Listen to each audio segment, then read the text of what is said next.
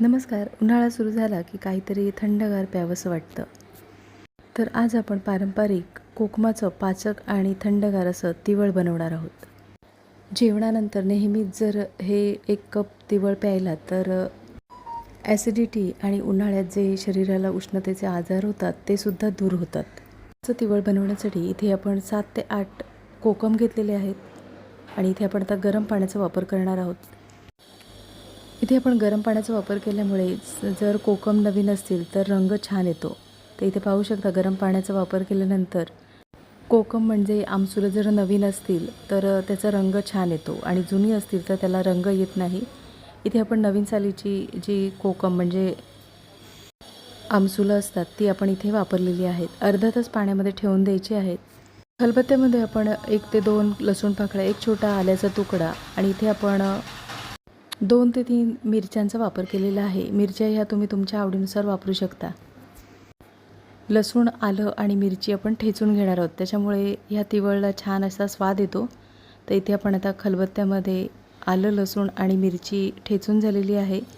इथे आपण आता कोकम पाण्यामध्ये ठेवून अर्धा तास झालेला आहे आणि आपण आता जे ठेचून घेतलेलं आलं, लसूण आणि मिरची आहे ते आपण आता तिवळमध्ये मिक्स करून घेणार आहोत.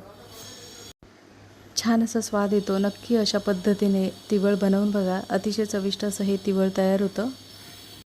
इथे आपण आता चवीनुसार मिठाचा वापर करणार आहोत. चवीनुसार मीठ. इथे मी साधं मीठ वापरणार आहे. तुमच्या इथे जर काळं मीठ असेल तर तुम्ही काळ्या मिठाचा सुद्धा वापर करू शकता. मिठाचा वापर केल्यानंतर तिवळ एकदा आपण ढवळून घेणार आहोत. हे तिवळ तुम्हाला आणखीन खमंग होण्यासाठी फोडणीचा सुद्धा वापर करू शकता. आता तिवळ ढवळून झालेलं आहे. 5 मिनिटासाठी इथे आपण आता झाकण ठेवणार आहोत. म्हणजे सर्व मसाल्यांचा स्वाद छान तिवळमध्ये उतरतो. 5 मिनिटं झालेली आहेत आणि एखाद्या चाळणीमध्ये आता गाळून घेणार आहोत. हे तुम्हाला तिवळ जर थंडगार हवं असेल तर तुम्ही फ्रीजमध्ये अर्धा तास ठेवून हे थंडगारसुद्धा तिवळ पिऊ शकता. तिवळ इथे आपण आता गाळून झालेलं आहे.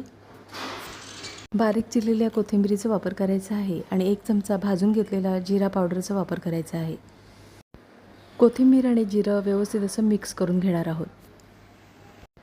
इथे तुम्हाला आवडत असल्यास थोडंसं गुळाचा किंवा साखरेचा सुद्धा वापर करू शकता.